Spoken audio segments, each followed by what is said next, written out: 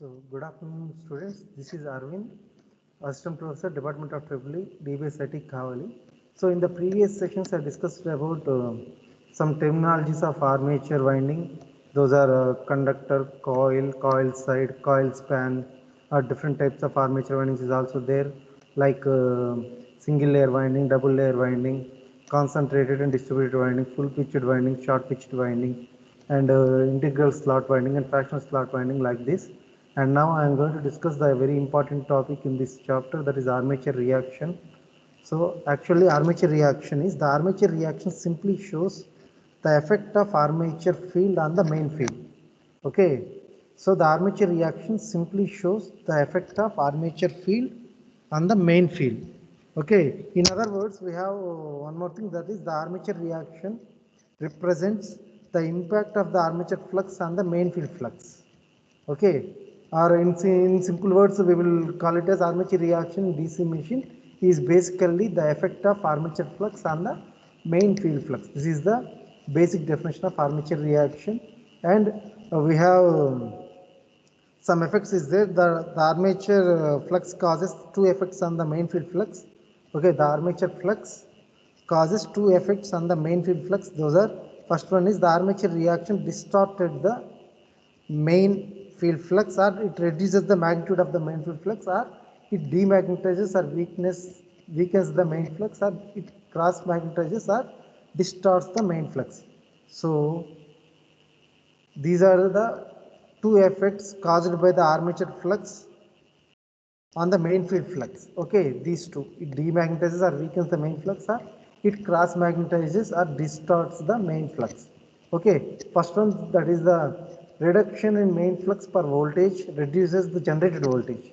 Okay, reduction in main flux per voltage reduces the generated voltage. And next one is distortion of the main field flux influences the limits of the successful commutation in DC machines. Okay, distortion of the main field flux influences the limits of the successful commutation in DC machines. And next we have, so to understand this process, here I am taking one diagram to explain this process. So to understand this process, let us assume a two-pole DC machine. So this is a two-pole DC machine. So north pole, left side we have north pole and right side we have south pole. Okay, this is a two-pole DC machine at no load. So note this point, at no load. So at this instant, there is no armature current. At this instant, there is no armature current. Okay. So at no load there is no armature current. So in this condition, only the MMF of the main flux exists in the generator. Okay, in this condition, only the MMF of the main poles, main poles exists in the generator. Okay.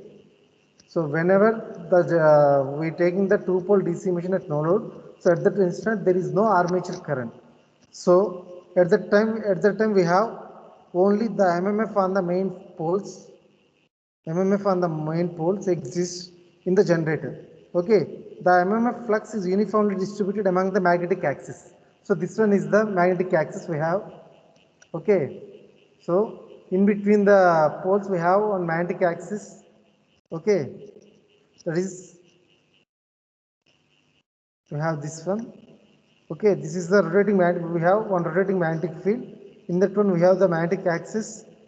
Okay, next here at no load condition the armature current becomes 0.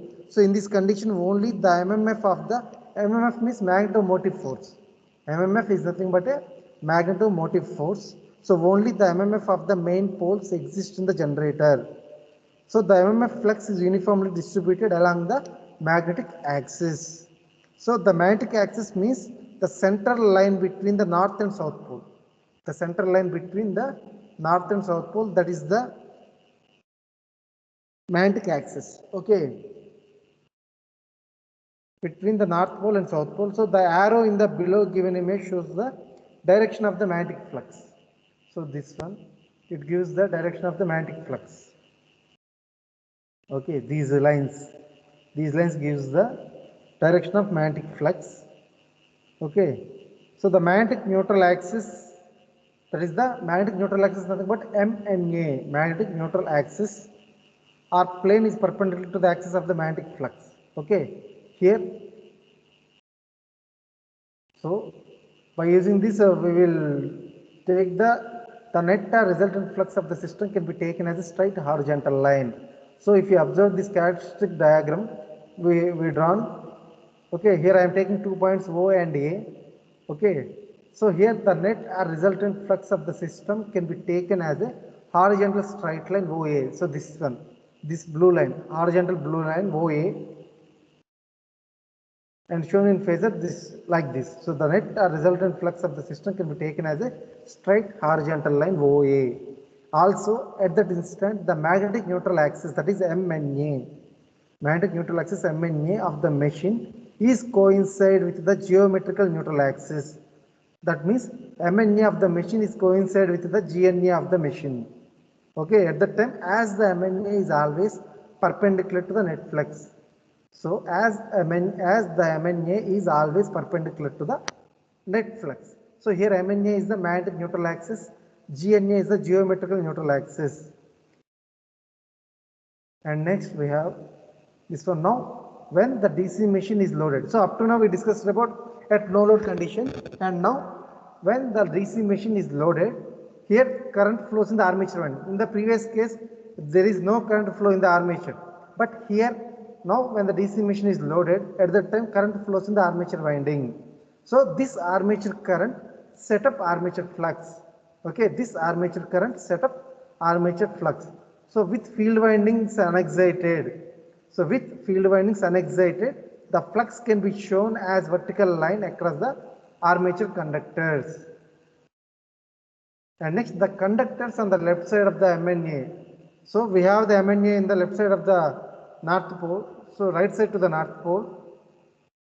Okay, so the conductors on the left side of the MNA will have current flowing in inside direction, whereas on the right side of the MNA the current will flow in outside direction. Okay, the conductors on the left side of the MNA will have current flowing in inside direction, whereas on the right side of the MNA the current will flow in outside direction. So towards north pole we have MNA, and towards south pole we have GNA. Okay, so based on this, the conductors on the left side of the MNA will have current flowing in inside direction, whereas on the right side of the MNA the current will flow in outside direction. So the direction of the flux thus produced can be determined by using Maxwell's right hand screw rule.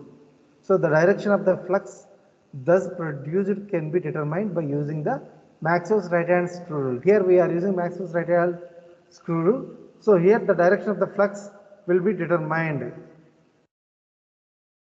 So if you observe this diagram, we have north pole, south pole, and we have axis like here we have the connection like the rotor, and we have the armature winding and field winding, and these are the flux lines.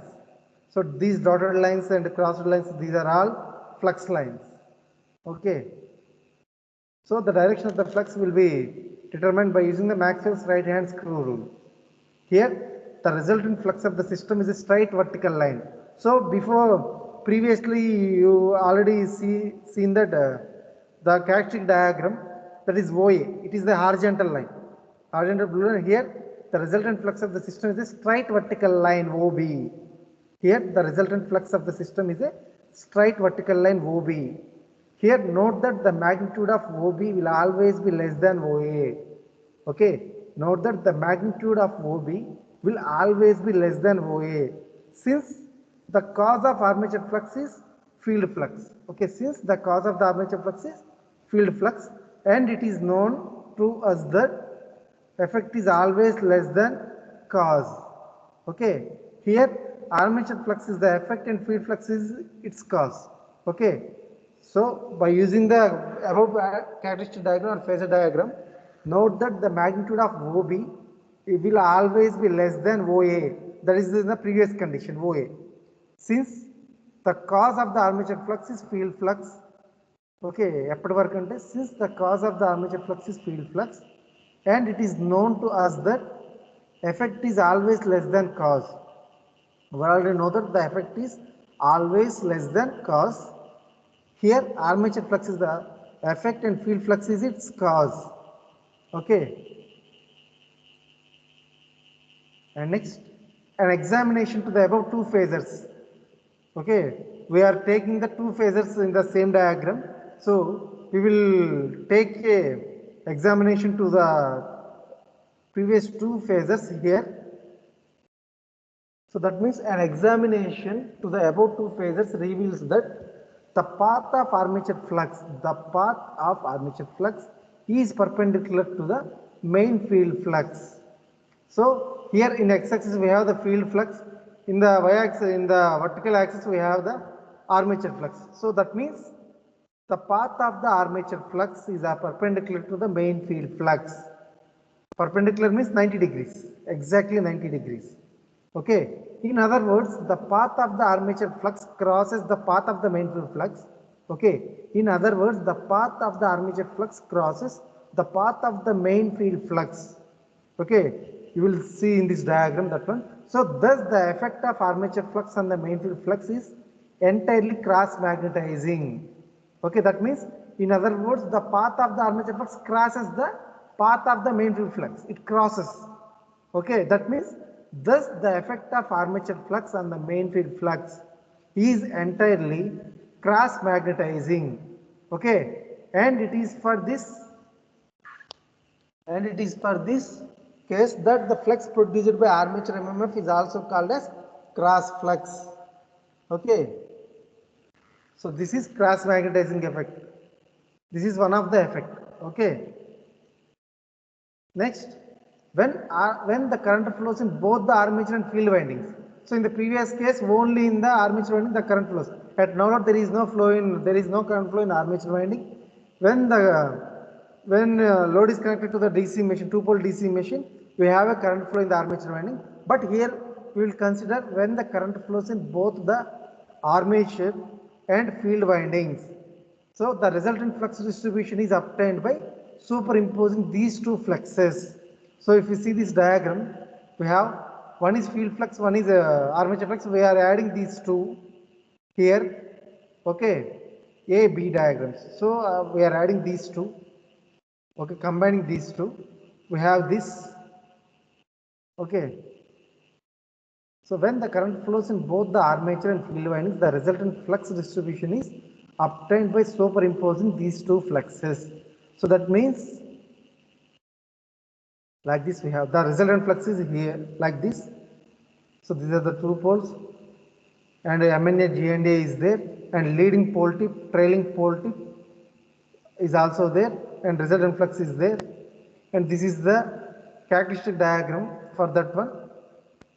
We have, in the previous case we have only two, that is phi A and phi F. Here we have totally phi A, that is the resultant flux, and theta, that is the angle.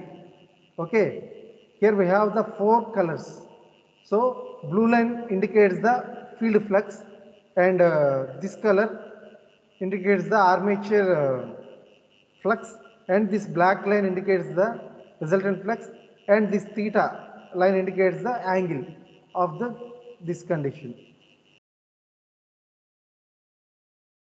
So now if there is no magnetic saturation, so here we are considering there is no magnetic saturation, then the amount of strengthening and weakening of the main field flux are equal. Okay.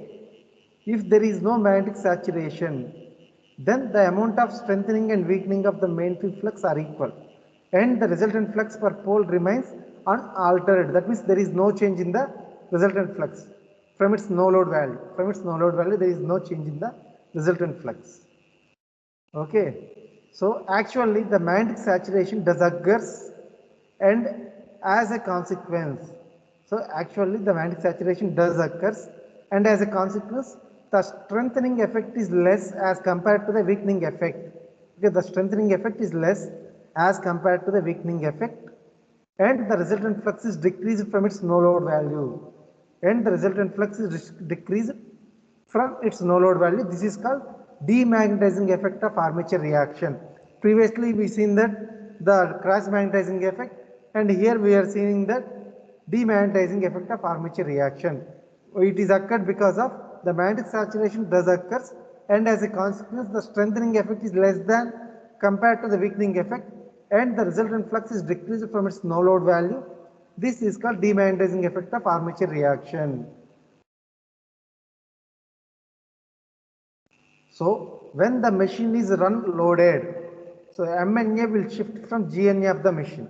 So MNA will shift from GNA of the machine. Okay.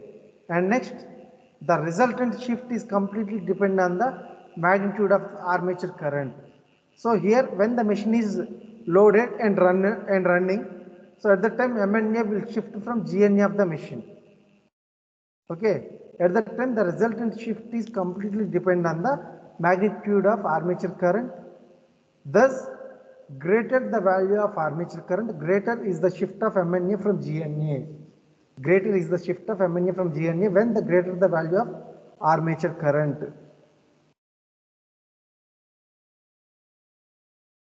And next, so it may therefore be stated from the above that net effect of armature flux on the main field flux is,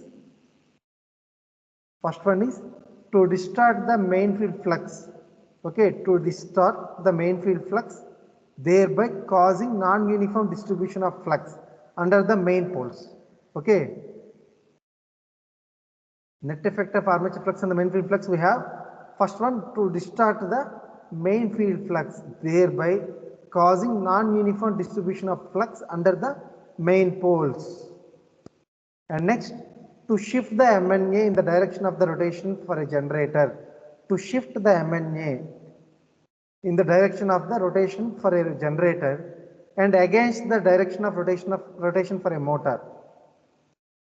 And to reduce the main field flux from its no load value to magnetic saturation. Due to magnetic saturation, to reduce the main field flux from its no load value due to magnetic saturation. Okay.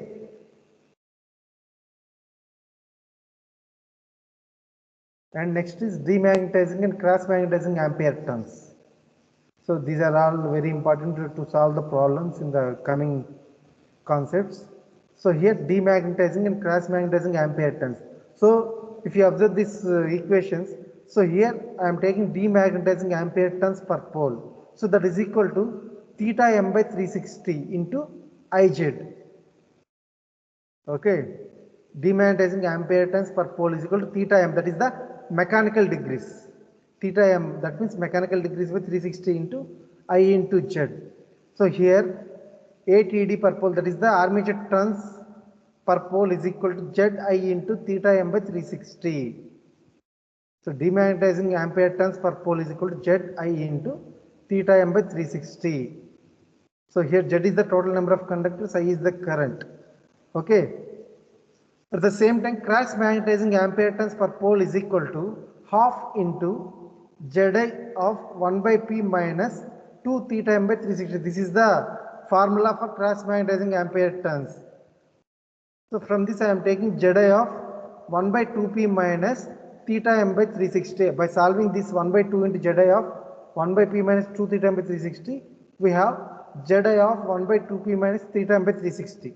So this is the cross magnetizing ampere turns per pole equation. These two are very important while solving the problems. Demagnetizing and cross magnetizing ampere turns. So here we have one more, that is the mechanical degrees. Mechanical angle, that is theta mechanical, is equal to, we have theta electrical by pair of poles, that is the electrical degrees. Electrical degrees by pair of poles, that is equal to theta electrical by P by 2. Pair of pole means we have the P by 2, that is equal to 2 theta electrical by P. This is the formula for theta mechanical into theta electrical. So if you want to convert the mechanical degrees into electrical degrees, we use this formula. Theta mechanical is equal to 2 theta electrical by P, or theta electrical by P by 2. Here P is the pair of poles or poles, number of poles.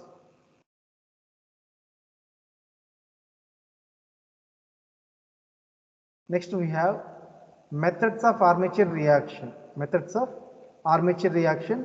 Actually there are various methods of reducing the armature reaction. Okay. There are various methods of reducing the armature reaction. Some of them are compensate windings, interpoles or copoles. Okay, these two in our syllabus. That's why I am taking these two only. But we have so many methods is there. So various methods is also there to reduce the armature reaction. But in our syllabus we have these two only. That's why I am taking these two. Okay, there are various methods of reducing the armature reaction. Some of them are compensate windings, and second one is interpoles or copoles. So firstly we will see compensating winding. So here the compensating windings consists of a series of coils. Okay, the compensating windings consist of a series embedded in slots in series with the in the pole phases. Okay, in the pole phases. So the compensating windings consist of a series of poles embedded in slots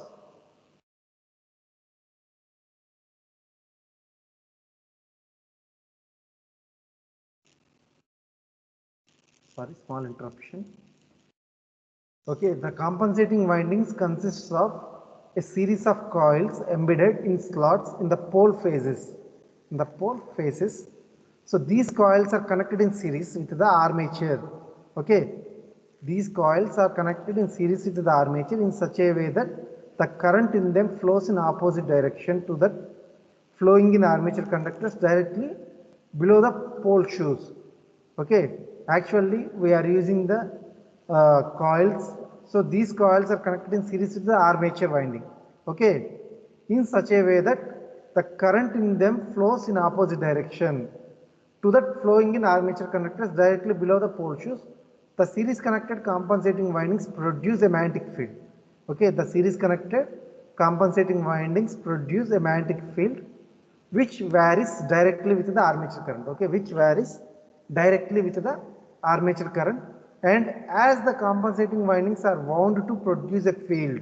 Okay, as the compensating windings are wound to produce a field that opposes the magnetic field of the armature. Okay, they tend to cancel the effects of the armature magnetic field. Okay,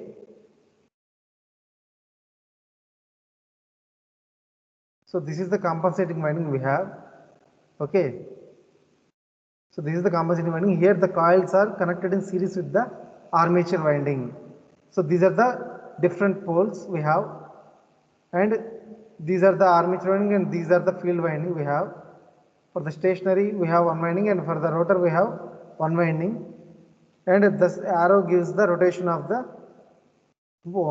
machine or rotation of the flux. Okay, this is the compensating winding and interpoles. Next, another way to reduce the effects of armature reaction is to place small auxiliary poles called interpoles. Okay, another way to reduce the effects of armature reaction is to place small auxiliary poles. These are also called as interpoles between the main field poles. And next, so interpoles have a few turns. Interpoles have a few turns of large wire and are connected in series with the armature. Here also the interpoles are connected in series with the armature. In the previous case, in the concentrated winding also we have the coils which are connected in series with the armature. Here the interpoles are connected in series with the armature, and compensating winding is also connected in series with the armature. And so interpoles are wound and placed so that each interpole has the same magnetic polarity. Okay, interpoles are wound and placed so that each interpole has the same magnetic polarity as the main pole ahead of it, in the direction of rotation. And next, the field generated by the interpoles produces the same effect as the compensating winding. The field generated by the interpoles produces the same effect as the compensating winding. So this field in effect cancels the armature reaction for all values of load current.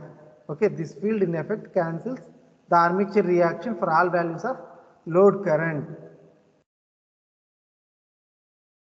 So this is the diagram for interpole wiring for a 2-pole DC machine or DC motor. So this is here. Here we have so many poles, but here these north and south pole. If you observe this diagram, we have north pole, south pole in horizontally. So these two are the two main poles, and vertically we have two poles also. These two are interpoles. Okay, and this is the arm to rotate the machine. So this is the interpole diagram. So next, effect of brush lead. This is a small concept we have. Effect of brush lead. So here the armature MMF in a DC machine is stationary. You already know that. The armature MMF in a DC machine is stationary with respect to field poles, but rotating with respect to armature. Okay, the armature MMF in a DC machine is stationary with respect to field poles, but rotating with respect to armature. Okay, so if the brushes are given a shift from the interpolar axis in the direction of rotation, then the commutator will deteriorate and the speed falls as a magnetizing effect takes place. So this is the effect of brush lead. The armature MMF in a DC machine is stationary with respect to the field poles, but rotating with respect to the armature.